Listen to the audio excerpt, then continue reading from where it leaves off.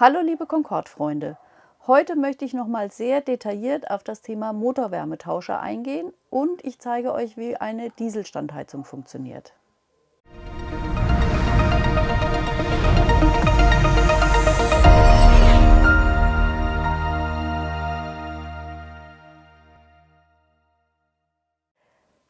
Wir haben den Motorwärmetauscher schon erklärt in unserem Video zum Thema der Heizungsanlage. Daraufhin gab es ein bisschen Diskussion in den Facebook-Gruppen, zu Recht, denn das ist etwas verwirrend, denn es gibt verschiedene Baustände und die wollen wir heute erläutern. Das, was ich in diesem letzten Heizungsvideo gesagt habe, war nicht falsch, aber es gilt nicht für alle Fahrzeuge und ist ein älterer Baustand. Ich fange jetzt mit dem aktuellen an, so wie wir es bei den neuesten Fahrzeugen jetzt einbauen. Wir nutzen dazu ein elektrisches Ventil oder eine elektrische Schaltung, die von Iveco schon angeboten wird. Und mit dieser Schaltung ist es ihr einfach so, dieses elektrische Ventil, wenn es unter Strom steht, öffnet es, sodass dann der Motorwärmetauscher in Betrieb ist und dann leuchtet diese Leuchte. Also ich drücke hier drauf und wenn es leuchtet, habe ich den Winterbetrieb. Wie gesagt, es tut mir leid, in dem anderen Video habe ich genau das Gegenteil gesagt, aber in Teilen von Fahrzeugen ist das auch richtig, denn wir haben eine Zeit lang das andersrum eingebaut. Da man das von außen nicht sehen kann, was tatsächlich bei euch verbaut ist und wir im Moment in einem fließenden Übergang sind, weil wir viele Chassis im Vorlauf haben, die zum Teil schon seit einigen Wochen bei uns stehen, können wir auch nicht sagen, dass alle Fahrzeuge, die ab heute aus dem Werk laufen, mit dem neuesten Baustand ausgerüstet sind. Das hängt davon ab, was Iveco-seitig da in der Vorrüstung bestellt wurde. Ich kann euch nur eins sagen, probiert es einfach aus, das ist das Einfachste. Ich zeige gleich nochmal, ihr müsst in der ALDE-Heizung einstellen, Gas aus, Strom aus, nur die Temperatur wählen, sodass die Pumpe anspringt und dann eben den Motorwärmetauscher einschalten. Ihr fahrt ein Stück und dann testet ihr einfach hinten, am besten am Handtuchheizkörper, wird es warm oder nicht warm. Wenn es nicht warm wird, muss die Schalterstellung gerade andersrum sein. Ich denke, damit können alle leben.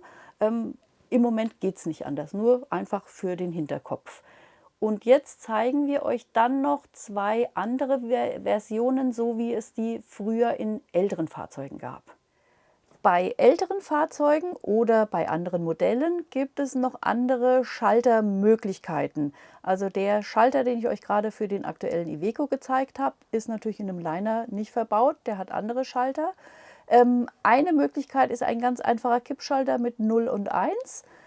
1 heißt Motorwärmetauscher an, 0 heißt aus. Dann haben wir noch eine Zeit lang eingebaut einen Schalter, den es sonst bei der Diesel-Zusatzheizung gibt. Ein kleiner Schalter, der ein Symbol für Motor und für Reisemobilaufbau hat. Auch da ist es relativ einfach. Der Motorwärmetauscher schaltet sich ein, wenn ich diesen Kippschalter eben auf das Wohnmobil umschalte. Steht er auf dem Motorbetrieb, dann bleibt der Heizungskreislauf eben nur vorne im Motorbereich. Die letzte Möglichkeit, die es noch gibt, ist eine manuelle Umschaltung. Das haben wir in den Anfangsjahren so gemacht. Das ist ein roter Zweiwegehahn, der einfach im Motorraum irgendwo sitzt, ein roter Hebel und den schaltet ihr um von Winter auf Sommer. Ist in der Regel mit einem blauen und einem roten Kabelbinder markiert, damit ihr einfach seht, was ist Sommer, was ist Winterbetrieb. In diesem Fahrzeug haben wir jetzt auch die optionale Diesel-Zusatzheizung, die ich ganz kurz erklären möchte.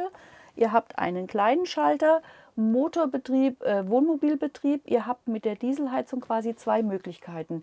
Wenn der Kippschalter auf Motor steht, kann ich den Motor vorwärmen. Das geht maximal eine Stunde. Motor vorwärmen heißt auch, dass das Gebläse vom Originalfahrerhaus mit angeht. Das heißt, es ist eine Zusatzheizung für den vorderen Bereich. Sehr sinnvoll bei sehr großen Fahrzeugen im Winterbetrieb, wenn es draußen sehr kalt ist, dass ihr einfach vorne eine Zusatzheizung habt. Das zweite, wenn ich den Kippschalter auf das Wohnmobil umlege, damit gehe ich dann quasi über den Motorwärmetauscher, den ich ja sowieso auch habe, in den Innenbereich und kann mit meiner Dieselheizung komplett den Innenbereich beheizen, wie ich es sonst mit der ALDE-Heizung mache. Wichtig dabei ist auch, die ALDE-Heizung muss an sein, die Zirkulationspumpe muss über die ALDE-Heizung funktionieren, also dann ALDE-Heizung einschalten, Strom, Gas ausschalten, die Dieselheizung auf Wohnmobilbetrieb schalten und dann könnt ihr den kompletten Bereich auch mit Diesel beheizen. Wichtig ist zu wissen, dass der Warmwasserboiler in der Aldeheizung bei Dieselbetrieb nicht so warm wird, wie er über eure Gasfunktion heiß wird. Also wer duschen will, dann zwischendrin mal wieder das Gas einschalten, ansonsten heizen über Diesel alternativ im Winter möglich. Bedienung von dem Webasto-System einfach antippen, mit dem Stellrädchen in die gewünschte Position verstellen. Ihr könnt da die verschiedenen Elemente Programmiermöglichkeiten einstellen. Das ist eigentlich sehr leicht erklärlich, drehen und tippen und damit kommt ihr immer weiter und programmiert so die Heizung. Für heute sind wir fertig. Vielen Dank fürs Zuschauen. Vielen Dank auch für euer Verständnis, dass wir da verschiedene Systeme haben und das haben wir jetzt versucht zu erklären, warum das so ist und was es für Alternativen gibt. Ja, die Serie Basics ist jetzt fertig. Vielen, vielen Dank, dass ihr uns da begleitet habt und für die vielen Rückmeldungen. Lasst euch überraschen, es kommen neue Themen. Bis bald, ich freue mich auf euch. Tschüss!